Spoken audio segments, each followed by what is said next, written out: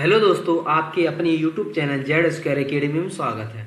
दोस्तों, ये है बीपीएससी शिक्षक भर्ती के लिए रंजीत सर का प्रैक्टिस सेट, जिसमें कि हम लोग सामान्य अध्ययन के प्रश्नों को देख रहे थे। दोस्तों, ये प्रश्न जो हैं क्लास 1 से 5 वर्ग के लिए हैं। दोस्तों, 16 प्रैक्टिस सेट हो चुके हैं। ये प्रैक्टिस सेट नंबर 17 है, जिसमें कि दोस्तों हम लोग सामान्य अध्ययन के प्रश्नों को देखेंगे। दोस्तों, आपके कुछ कमेंट थे जो कि वीडियो की क्वालिटी से रिलेटेड प्रश्न थे। दोस्तों, हमने इस प्रैक्टिस सेट में क्वालिटी से संबंधित पूर्ण ध्यान दिया है। दोस्तों, इस प्रैक्टिस सेट को आप अंत में देखकर हमें बताएं, पूरा प्रैक्टिस सेट को देखें और हमें बताएं कि आपको इसकी क्वालिटी कैसी लगी। अगर आपको कुछ समस्या और भी है तो हमें कमेंट सेक्शन में जरूर बताएं। चलिए चलते हैं, बिना किसी देरी किए हुए प्रश्न नंबर आपको 1 के साथ चलते हैं। चलिए चलते हैं क्वेश्चन नंबर आपको 1। सरकार के कुल राजस्व और कुल व्यय के बीच के अंतर को कहा जाता है। सरकार के कुल राजस्व और कुल व्यय के बीच के अंतर को कहा जाता है, तो ये कहा जाता है आपका राजकोषीय घाटा। ऑप्शन नंबर आपका दोस्तों बी हो जाएगा। दोस्तों, राजकोषीय घाटा इक्वल होता जो है कुल व्यय माइनस माइनस कुल राजस्व। जो राजस्व आपका होता है वो ऋण को छोड़कर होता है, ऋण को छोड़कर। तो इस प्रकार ऑप्शन नंबर आपका दोस्तों बी हो जाएगा। चलिए क्वेश्चन नंबर अगला देखते हैं, तो दूसरे में चलते हैं, क्वेश्चन नंबर 2 में देखते हैं। निम्नलिखित में से कौन सा केंद्रीय बैंक का कार्य नहीं है? इनमें से कौन सा केंद्रीय बैंक का कार्य नहीं है? तो क्वेश्चन नंबर आपका 2 का जो आंसर हो जाएगा दोस्तों हो जाएगा डी, घाटे का वित्त पोषण। घाटे का वित्त पोषण केंद्रीय बैंक का कार्य नहीं है। क्वेश्चन नंबर अगला देखते हैं, तीसरा। भारतीय प्रतिभूति और विनिमय बोर्ड सेबी की स्थापना हुई थी। तो सेबी की दोस्तों जो स्थापना हुई थी वो हुई थी आपकी 1992 ईस्वी में, जो कि इसका जो मुख्यालय है दोस्तों वो है आपका मुंबई में इसका मुख्यालय है। जबकि इसकी वर्तमान जो अध्यक्ष हैं वो है माधवीपुरी बुच। इसकी जो अध्यक्ष है वर्तमान में माधवीपुरी बुच। तो इस प्रकार ऑप्शन नंबर आपका डी सही हो जाएगा दोस्तों। क्वेश्चन नंबर अगला देखते हैं, चौथा। कौन सा कथन हड़प्पा सभ्यता के लिए सही है? इनमें से कौन सा कथन हड़प्पा सभ्यता के लिए सही है? तो क्वेश्चन नंबर जो चौथे का दोस्तों आंसर हो जाएगा वो हो जाएगा आपका सी, पशुपति उनके द्वारा पूजा जाता था। क्वेश्चन नंबर अगला देखते हैं, पांचवा। भारत में सबसे पहले खोजा गया शहर था। इनमें से भारत में सबसे पहले खोजा गया शहर था। तो पांचवें का जो आपका आंसर हो जाएगा वो हो जाएगा आपका ए, हड़प्पा। दोस्तों, सिंधु घाटी सभ्यता में खोजा गया सबसे पहला जो शहर था वो था आपका हड़प्पा, जिसकी खोज जो हुई थी वो 1921 ईस्वी में दयाराम साहनी के द्वारा। चलिए क्वेश्चन नंबर अगला देखते हैं, छठवां। मोहम्मद बिन तुगलक एक असफल शासक था। मोहम्मद बिन तुगलक एक असफल शासक था। तो छठवें का जो आपका आंसर हो जाएगा वो हो जाएगा आपका बी, वह व्यवहारिक व्यक्ति नहीं था। वह जो था वो व्यवहारिक व्यक्ति नहीं था। दोस्तों, मोहम्मद बिन तुगलक को इतिहासकारों ने विरोधों का मिश्रण कहा है, क्योंकि उसकी जो नीतियां थी वो असफल रही। वह अपनी नीतियां सिद्धांत पर आधारित बनाता था, परंतु उसमें व्यवहारिकता की कमी होती थी। इस प्रकार ऑप्शन नंबर अब बी सही हो जाएगा। क्वेश्चन नंबर 7वां देखते हैं दोस्तों। 7वां देखिए, वर्तमान का दौलताबाद जिसे मोहम्मद बिन तुगलक ने अपनी राजधानी दिल्ली से स्थानांतरित की और वह स्थित है। दिल्ली से स्थानांतरित करके मोहम्मद बिन तुगलक ने अपनी राजधानी कहाँ स्थापित की थी? तो 7 का जो आपका आंसर हो जाएगा वो हो जाएगा बी, औरंगाबाद। क्वेश्चन नंबर अगला देखते हैं दोस्तों, 8वां। जहांगीर 1605 से 1627 ईस्वी किस वंश का शासक था? जहांगीर जो किस वंश का शासक था? तो जहांगीर दोस्तों जो था वो आपका था मुगल वंश का शासक था, जो कि 4th नंबर का शासक था। चलिए क्वेश्चन नंबर अगला देखते हैं दोस्तों, 9वां।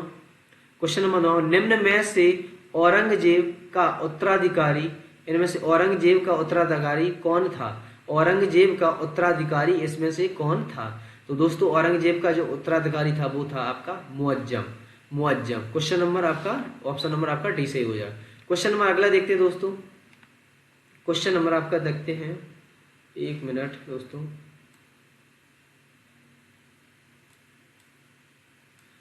क्वेश्चन नंबर अगला देखते हैं दोस्तों, 10वां। खालसा पंथ की स्थापना गुरु गोविंद सिंह ने किस वर्ष की थी? खालसा पंथ की स्थापना गुरु गोविंद सिंह ने किस वर्ष की थी? तो 10वें का जो आपका आंसर हो जाएगा वो दोस्तों वो हो जाएगा सी, 1699 ईस्वी में गुरु गोविंद सिंह ने खालसा पंथ की स्थापना की थी। क्वेश्चन नंबर अगला देखते हैं दोस्तों 11वां। निम्नलिखित में से महाराजा रणजीत सिंह प्रमुख थे। निम्नलिखित में से महाराजा रणजीत सिंह प्रमुख थे, तो ये थे आपके शुक्रचकिया मिस्र से। ऑप्शन नंबर आपका सी सही हो जाएगा। क्वेश्चन नंबर अगला देखते हैं दोस्तों 12वां। 1809 में किस संधि ने आंग्ल सिख संबंधों को एक पीढ़ी के लिए स्थिर कर दिया तथा रणजीत सिंह के साथ सीमा निर्धारित कर दी? मोटे तौर पर सतलुज नदी की रेखा के साथ साथ, तो इसमें आप यानी कि सतलुज नदी की रेखा के साथ साथ जो आपकी थी संधि वो अमृतसर की संधि। तो 12वें का जो आपका आंसर हो जाएगा वो हो जाएगा ए। दोस्तों अमृतसर की जो संधि हुई थी वो आपकी हुई थी 1809 ईस्वी में, जो कि आपकी हुई थी अंग्रेजों प्लस रणजीत सिंह के मध्य हुई थी अमृतसर की संधि। तो इस प्रकार ऑप्शन नंबर आपका ए सही हो जाएगा।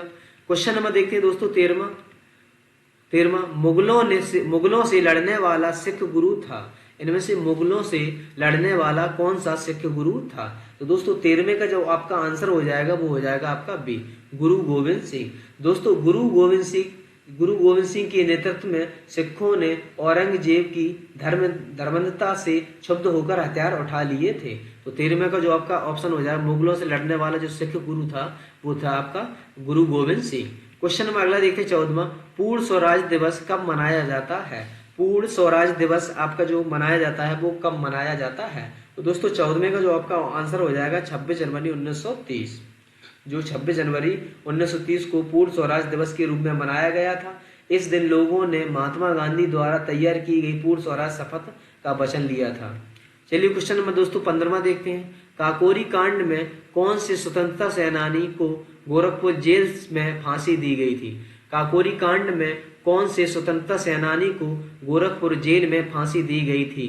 तो दोस्तों 15वें का जो आपका आंसर हो जाएगा वो हो जाएगा ए, राम प्रसाद बिस्मिल को जो फांसी दी गई थी वो दी गई थी आपको गोरखपुर जेल में। जबकि दोस्तों आपको जो आपकी राम प्रसाद बिस्मिल और अशफाक उल्लाह और रोशन लाल और राजेंद्र लाहिड़ी, जो आपकी राम प्रसाद बिस्मिल को दी गई थी वो गोरखपुर में दी गई थी, जबकि अशफाक उल्लाह को जो दी गई थी वो आपकी दी गई थी फैजाबाद, और जबकि रोशन लाल को इलाहाबाद में और राजेंद्र लाहिड़ी को गोंडा में। इस प्रकार इन लोगों को फांसी दी गई थी।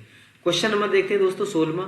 वर्ष 1927 के साइमन कमीशन का बहिष्कार क्यों किया गया था? तो 1927 ईस्वी के साइमन कमीशन का बहिष्कार क्यों किया गया था? तो देखते हैं दोस्तों आपका जो क्वेश्चन है 16वें, तो 16वें का जो आपका आंसर हो जाएगा, फर्स्ट में दिया आपका कांग्रेस की धारणा की थी कि भारतीयों को स्वराज का हक है। अगला है यह मुस्लिम लीग को समर्थन देता था। क्वेश्चन है सदस्यों में इस विषय में मतभेद था। अगला है कमीशन में कोई भारतीय सदस्य नहीं था, यही कारण था। तो ऑप्शन नंबर आपका डी सही हो जाएगा। क्वेश्चन नंबर देखते हैं 17वां। शिवाजी के बारे में निम्नलिखित में से कौन सा कथन सत्य है? शिवाजी के बारे में निम्नलिखित में से कौन सा कथन सत्य है? तो दोस्तों 17वें का जो आपका आंसर हो जाएगा वो हो जाएगा बी, उन्होंने मराठों को एक राष्ट्र में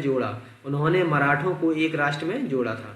तो क्वेश्चन नंबर अगला देखते हैं 18वां। ईस्ट इंडिया कंपनी के एक छत्र राज्य को कब ब्रिटिश हुकूमत के नियंत्रण में लाया गया? ईस्ट इंडिया कंपनी के एक छत्र राज्य को कब ब्रिटिश हुकूमत के नियंत्रण में लाया गया था? तो 18वें का जो आपका आंसर हो जाएगा वो हो जाएगा 1773 अधिवेशन के यानी कि नियामक अधिनियम जो 1773 के अंतर्गत भारत में कंपनी के संविधान में परिवर्तन किए गए। इस प्रकार कंपनी के एक छत्र राज्य पर ब्रिटिश हुकूमत का नियंत्रण स्थापित होने लगा। क्वेश्चन नंबर देखते हैं 19वां। निम्नलिखित वायसरायों को उनके शासनकाल के दौरान घटित हुए घटनाओं के साथ सम्मिलित कीजिए। तो आपका दिया है बेवेल।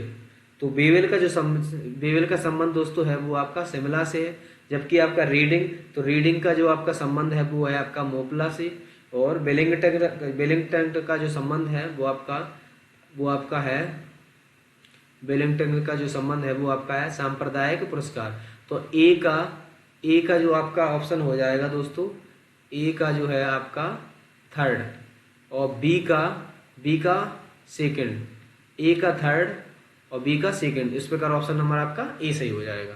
तो दोस्तों बेबेल का जो संबंध था, बेबेल घटना का जो संबंध था वो शिमला समझौता से था, जबकि रीडिंग का जो संबंध था वो मोपला विद्रोह से था, और विलिंगटन का जो सांप्रदायिक पुरस्कार से था, जबकि लिन लिथगो का जो संबंध था वो पाकिस्तान के लिए प्रथम मांग से संबंधित था। तो इस प्रकार ऑप्शन नंबर आपका ए सही हो जाएगा। क्वेश्चन नंबर देखते 20।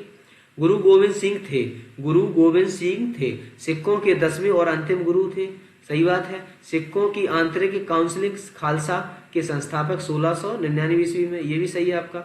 और 10वें ग्रंथ के रचयिता थे। तो इस प्रकार आपका फर्स्ट, सेकंड, थर्ड यानी कि दोनों ऑप्शन, सभी ऑप्शन सही है। इस प्रकार ऑप्शन नंबर आपका डी सही हो जाएगा।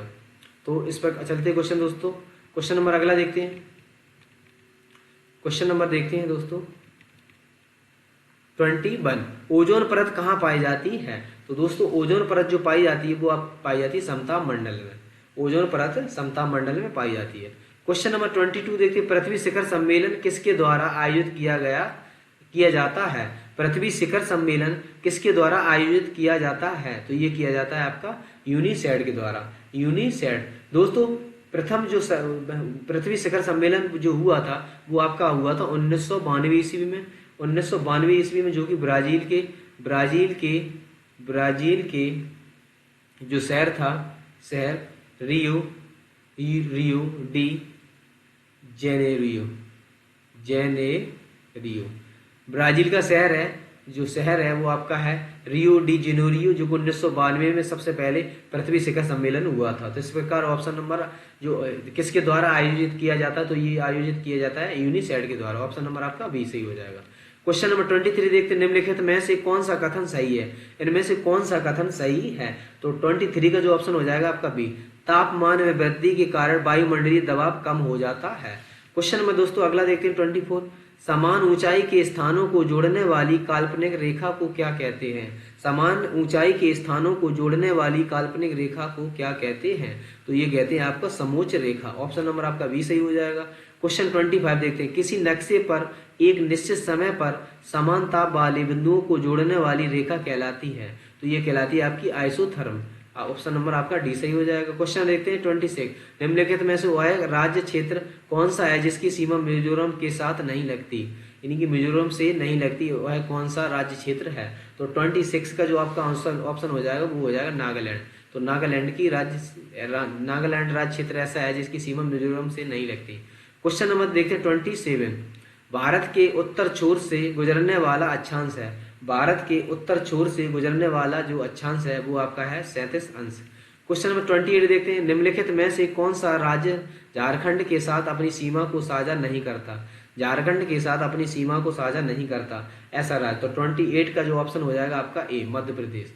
क्वेश्चन नंबर अगला देखते हैं 29। किस दिन को बिहार में गांधी दिवस के रूप में मनाया जाता है? किस दिन को बिहार में गांधी दिवस के रूप में मनाया जाता है? तो 29 का जो ऑप्शन हो जाएगा आपका डी, 15 जून 1944। 15 जून 1944 को बिहार में गांधी दिवस के रूप में मनाया गया था। क्वेश्चन में देखते हैं 30। कामाख्या मंदिर अवस्थित है। तो कामाख्या मंदिर जो आपका है वो है आपका असम में। ऑप्शन नंबर आपका बी सही हो जाएगा। क्वेश्चन नंबर अगला देखते हैं दोस्तों 31वां। कौन सा जिला राष्ट्रीय राजधानी क्षेत्र का भाग नहीं है? कौन सा जिला राष्ट्रीय राजधानी क्षेत्र का भाग नहीं है? तो 31 का जो आपका ऑप्शन हो जाएगा वो हो जाएगा मुजफ्फरनगर। मुजफ्फरनगर राष्ट्रीय राजधानी का क्षेत्र का भाग नहीं है, यानी कि मुजफ्फरनगर जो है वो राष्ट्रीय राजधानी क्षेत्र का भाग नहीं है। तो इस प्रकार ऑप्शन नंबर आपका ए सही हो जाएगा। क्वेश्चन 32 देखते दोस्तों। उत्तर प्रदेश के किस जिले की सीमा अंतर्राष्ट्रीय सीमा से लगती है? इनमें से उत्तर प्रदेश के किस जिले की सीमा अंतर्राष्ट्रीय सीमा के साथ लगती है? तो वो है आपका बहराइच। ऑप्शन नंबर आपका हो जाएगा बी, बहराइच। दोस्तों बहराइच की जो सीमा लगती है वो लगती है नेपाल से। तो इस प्रकार आपका ऑप्शन नंबर बी सही हो जाएगा। क्वेश्चन में देखते हैं 33। कामरूप वर्तमान में कहाँ है? कामरूप जो है आपका वो है आपका असम में। कामरूप का जो असम का पुराना नाम जो कामरूप ही था दोस्तों। कामरूप वर्तमान में असम का एक जिला है, यह एक ऐतिहासिक नगरी है। क्वेश्चन देखते हैं 34। सिक्किम से गुजरने वाला अक्षांश इनमें खाली स्थान से गुजरता है। सिक्किम से गुजरने वाला अक्षांश से गुजरता है। तो 34 का जो आपका आंसर हो जाएगा वो हो जाएगा बी, राजस्थान। क्वेश्चन नंबर अगला 35 देखते हैं, निम्नलिखित में से भारत का कौन सा पड़ोसी देश स्थलबद्ध देश नहीं है। इनमें से भारत का कौन सा पड़ोसी देश स्थलबद्ध देश नहीं है। तो 35 का जो ऑप्शन हो जाएगा वो आपका बी, म्यांमार। क्वेश्चन नंबर दोस्तों देखते हैं 36, अस्थिर विनिमय दर को और क्या कहा जा सकता है। अस्थिर विनिमय दर को और क्या कहा जा सकता है। तो 36 का जो आपका आंसर हो जाएगा वो हो जाएगा आपका ए, लचीली विनिमय दर। क्वेश्चन में अगला 37 देखते हैं, निम्नलिखित में से कौन सा लागत वक्र कभी भी यू आकार का नहीं होता। इनमें से कौन सा लागत वक्र कभी भी यू आकार का नहीं होता। तो 37 का जो आपका आंसर हो जाएगा वो हो जाएगा सी, औसत स्थिर लागत वक्र। 37 का सी। क्वेश्चन दोस्तों देखते हैं 38, इनमें से कौन सा कर प्रगतिशील कर का उदाहरण है। इनमें से कौन सा कर है जो आपका प्रगतिशील कर का उदाहरण है। तो 38 का जो ऑप्शन हो जाएगा दोस्तों वो हो जाएगा आपका सी, आयकर। क्वेश्चन नंबर अगला देखते हैं 39, पूर्ण इस प्रतिस्पर्धा के अंतर्गत कौन कीमत ग्रहीता होता है। इनमें से पूर्ण प्रतिस्पर्धा के अंतर्गत कौन कीमत ग्रहीता होता है। तो 39 का जो ऑप्शन हो जाएगा आपका D, firm, option number D. Question number दोस्तों देखते हैं 40, भारत में राजकोषीय नीति का इनमें से कौन सा मुख्य उद्देश्य नहीं है। राजकोषीय नीति का इनमें से कौन सा मुख्य उद्देश्य नहीं है। तो दोस्तों 40 का जो आपका आंसर हो जाएगा वो हो जाएगा ए, अर्थव्यवस्था में तरलता बढ़ाना, अर्थव्यवस्था में तरलता बढ़ाना। क्वेश्चन नंबर दोस्तों 41 देखते हैं, संवैधानिक राजतंत्र का अर्थ है। संवैधानिक राजतंत्र का अर्थ है। तो 41 का जो ऑप्शन हो जाएगा आपका डी, संविधान द्वारा प्राप्त शक्ति के अनुसार राजा के द्वारा शक्ति का प्रयोग, ऑप्शन नंबर आपका डी सही हो जाएगा। क्वेश्चन देखते हैं 42 में देखते हैं दोस्तों, भारत का दूसरा मुख्य निर्वाचन आयुक्त कौन था। भारत का दूसरा मुख्य निर्वाचन आयुक्त कौन था। तो 42 का जो आपका ऑप्शन हो जाएगा वो सी, के सुंदरम, जो कि आपके सेकंड मुख्य निर्वाचन आयुक्त थे, जबकि फर्स्ट जो थे आपके वो थे आपके सुकुमार सेन। जबकि जो दोस्तों वर्तमान में जो मुख्य निर्वाचन आयुक्त हैं वो हैं आपके राजीव कुमार। वर्तमान में मुख्य निर्वाचन आयुक्त जो है आपके राजीव कुमार। क्वेश्चन नंबर देखते हैं 43, चुनावों के दौरान राजनीतिक दलों और उम्मीदवारों द्वारा अनुपालन किए जाने वाली चुनाव आचार संहिता है। चुनावों के दौरान राजनीतिक दलों और उम्मीदवारों द्वारा अनुपालन किए जाने वाली चुनाव आचार संहिता है। तो 43 का जो ऑप्शन हो जाएगा आपका बी, मान्यता प्राप्त राजनीतिक दलों के बीच स्वैच्छिक समझौते द्वारा सहमत, ऑप्शन नंबर आपका बी सही हो जाएगा। क्वेश्चन नंबर देखते हैं दोस्तों 44, निम्नलिखित में से कौन सा कार्य निर्वाचन आयोग के कार्य क्षेत्र में नहीं आता।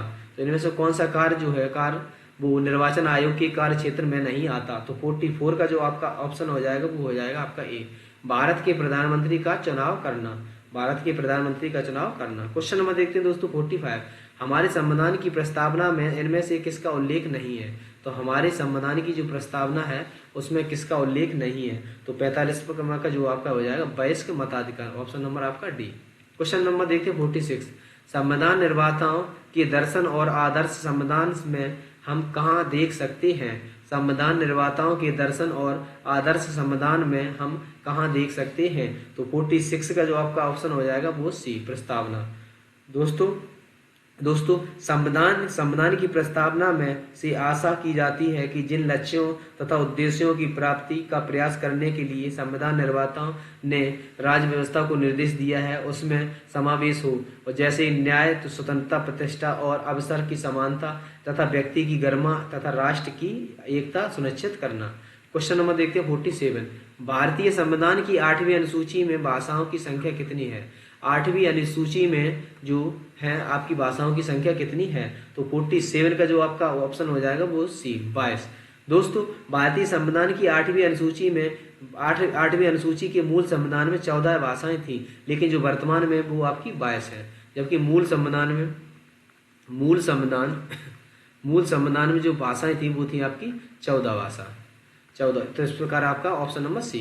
क्वेश्चन नंबर देखते हैं दोस्तों 48 में, संविधान की 8वीं अनुसूची में निम्नलिखित में से कौन सी भाषा का उल्लेख नहीं है। इनमें 8वीं अनुसूची में निम्नलिखित में से कौन सी भाषा का उल्लेख नहीं है। तो 48 का जो दोस्तों आपका आंसर हो जाएगा वो हो जाएगा सी, अंग्रेजी। क्वेश्चन नंबर 49 देखते हैं दोस्तों, किसने कहा था कि कोई भी राजनीति धर्म से रहित नहीं है।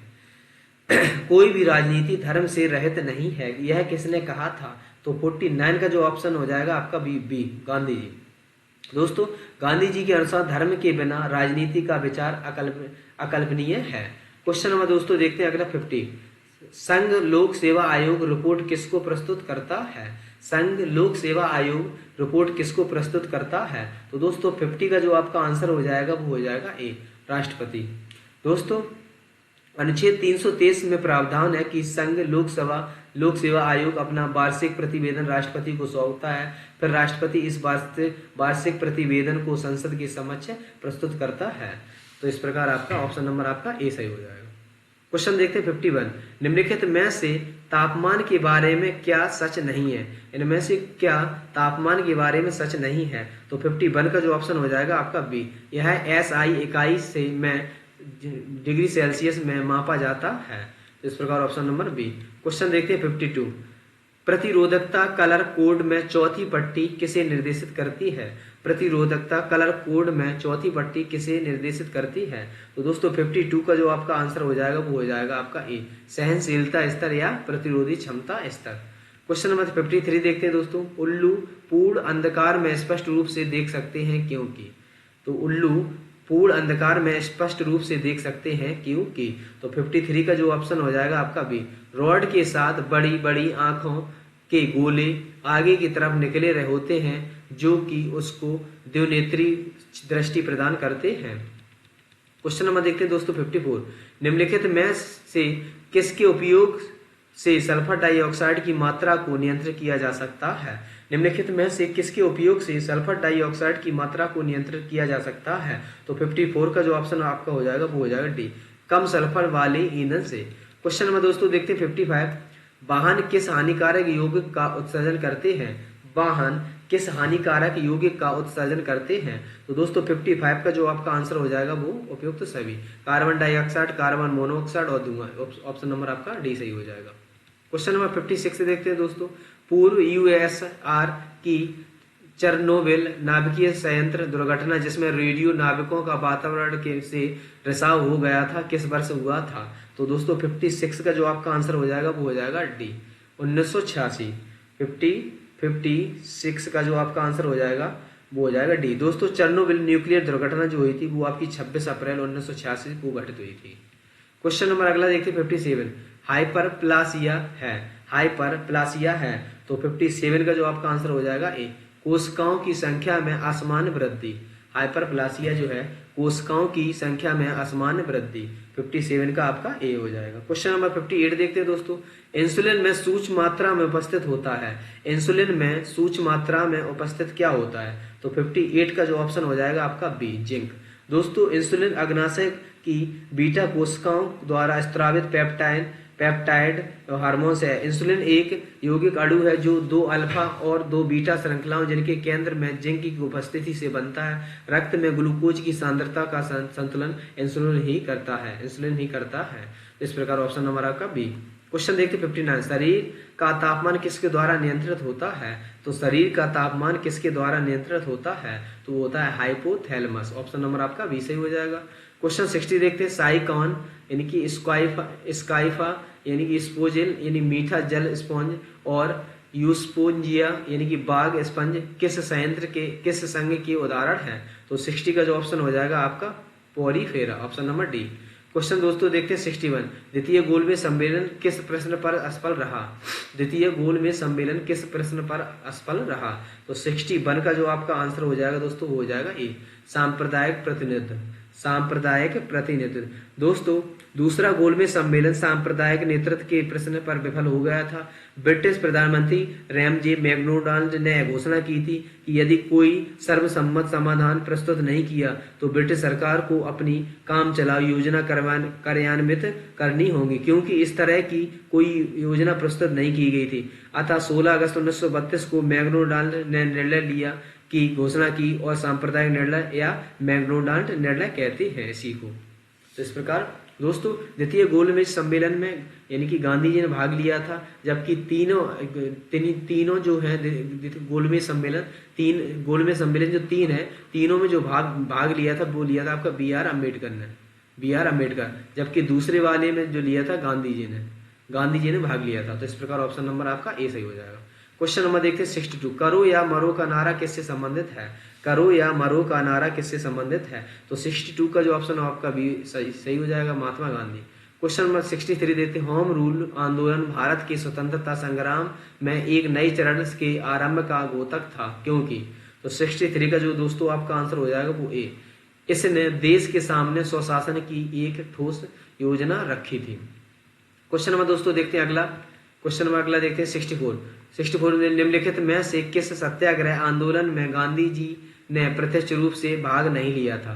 तो इसमें आपका 64 का जो आपका आंसर हो जाएगा दोस्तों, 64 का जो आपका आंसर हो जाएगा, इसमें जो ऑप्शन दिए हैं राजकोट सत्याग्रह, खेड़ा सत्याग्रह और बायक्रोम सत्याग्रह और असहयोग आंदोलन। तो 64 का जो आपका आंसर हो जाएगा वो बायक्रोम सत्याग्रह, ऑप्शन नंबर सी।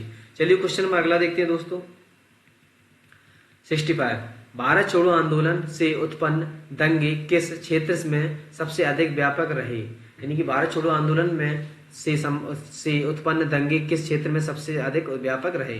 तो 65 का जो आपका आंसर हो जाएगा वो हो जाएगा डी, 1 और 4, यानी कि बिहार और संयुक्त प्रांत।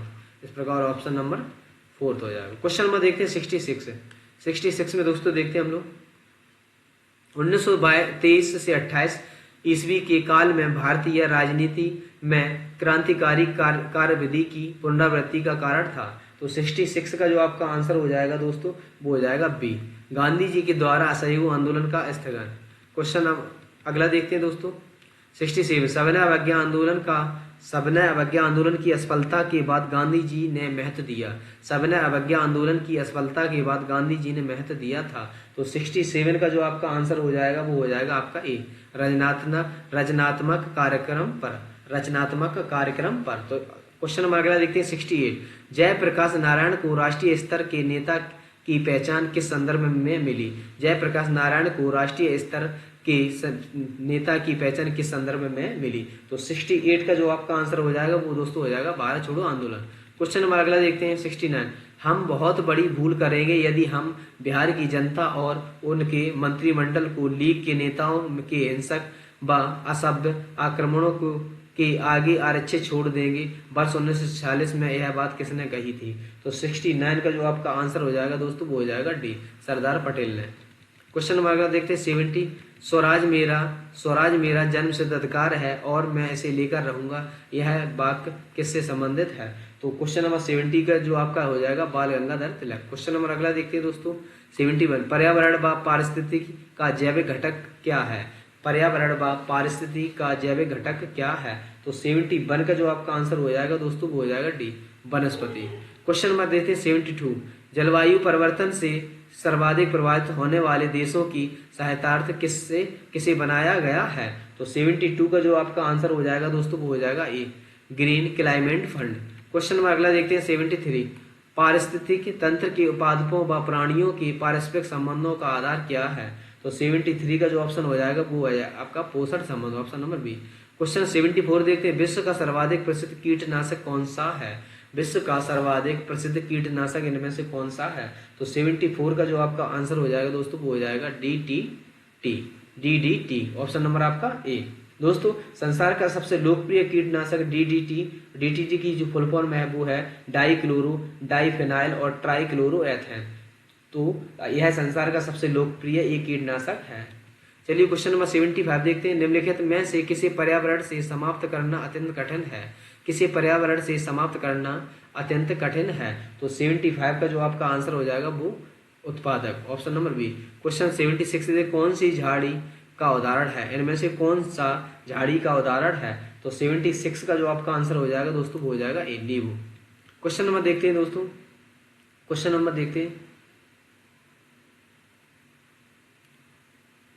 नंबर अगला है 77, जीवों तथा पर्यावरण के पारस्परिक संबंधों का अध्ययन क्या कहलाता है? जीवों तथा पर्यावरण के पारस्परिक संबंधों का अध्ययन क्या कहलाता है? तो 77 का जो ऑप्शन हो जाएगा आपका पारिस्थितिकी, ऑप्शन नंबर डी। क्वेश्चन 78, इनमें से कौन सा मानवीय पर्यावरण का घटक नहीं है? इनमें से कौन सा मानवीय पर्यावरण का घटक नहीं है? तो 78 का जो ऑप्शन हो जाएगा आपका बी, भूमि। क्वेश्चन में दोस्तों देखते हैं 79, जय भार में कौन सम्मिलित है? जैव भार में कौन सम्मिलित है? तो 79 का जो ऑप्शन हो जाएगा आपका डी, समस्त जीव। समस्त जीव। क्वेश्चन में देखते हैं दोस्तों 80, पादपों से शाकाहारी जीवों में कितनी ऊर्जा पहुंचती है? पादपों से शाकाहारी जीवों में कितनी ऊर्जा पहुंचती है? तो 80 का जो ऑप्शन हो जाएगा आपका ए, 10%। दोस्तों पादप केवल 2 से 10% प्रकाश संश्लेषण संक्रिय विकिरण द्वारा जो ग्रहण करते हैं और आंशिक मात्रा की ऊर्जा जो संपूर्ण विश्व का संपोषण करती है। तो इस प्रकार, और दोस्तों पारिस्थितिक इसका जो नियम जो दिया था वो दिया था आपका लिंडेमान ने। 10% का जो नियम दिया था, 10% का जो नियम दिया था वो आपका दिया था लिंडेमान ने। लिंडेमान। इस प्रकार ऑप्शन नंबर आपका ए सही हो जाएगा। क्वेश्चन देखते हैं 81, पारिस्थितिक तंत्र में ऊर्जा का प्रवाह सदैव कैसा होता है?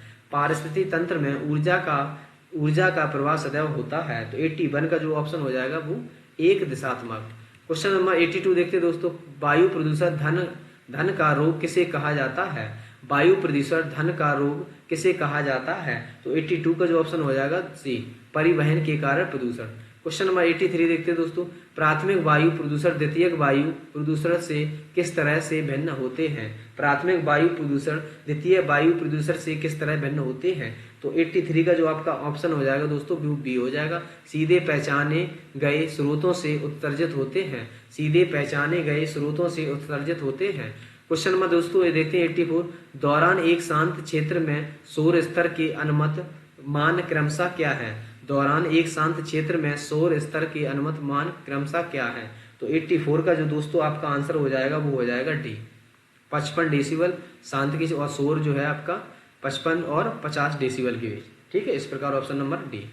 क्वेश्चन नंबर अगला देखते हैं दोस्तों, क्वेश्चन नंबर देखते हैं 85, अम्लीय वर्षा का मुख्य कारण।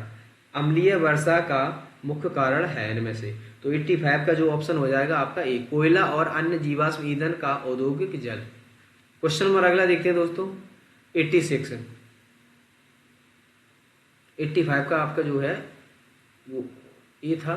तो 86 देखते हैं, क्वेश्चन नंबर 86 में दोस्तों देखते हैं 86 में, ठोस अपशिष्ट प्रबंधन में अपशिष्ट उपयोग किसके द्वारा पुनः प्राप्त किया जाता है? तो 86 का जो ऑप्शन हो जाएगा वो आपका हो जाएगा बी, पुनः उपयोग, उद्धार और पुनः चक्रण। क्वेश्चन नंबर अगला 87 देखते हैं, कीचड़ स्थूलन द्वारा नियंत्रित किया जा सकता है। कीचड़ स्थूलन द्वारा नियंत्रित किया जा सकता है। तो 87 का जो आपका आंसर हो जाएगा दोस्तों हो जाएगा ए, क्लोरीनीकरण।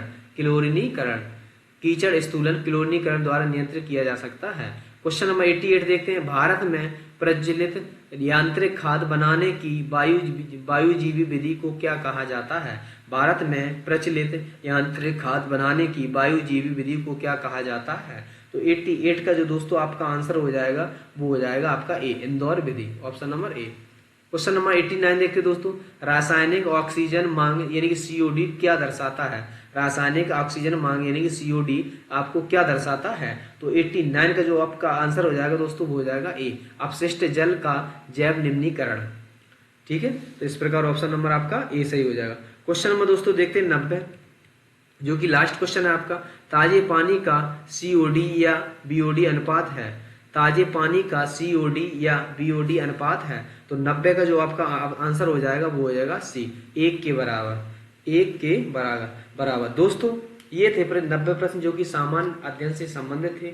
दोस्तों ये आपको प्रश्न ये और प्रैक्टिस सेट नंबर जो आपका 17 है, ये प्रैक्टिस सेट आपको कैसा लगा? अगर आपको ये प्रैक्टिस सेट अच्छा लगा तो प्लीज़ लाइक शेयर और सब्सक्राइब जरूर करें। चलिए मिलते हैं नेक्स्ट प्रैक्टिस सेट 18 में, तब तक के लिए धन्यवाद, थैंक यू।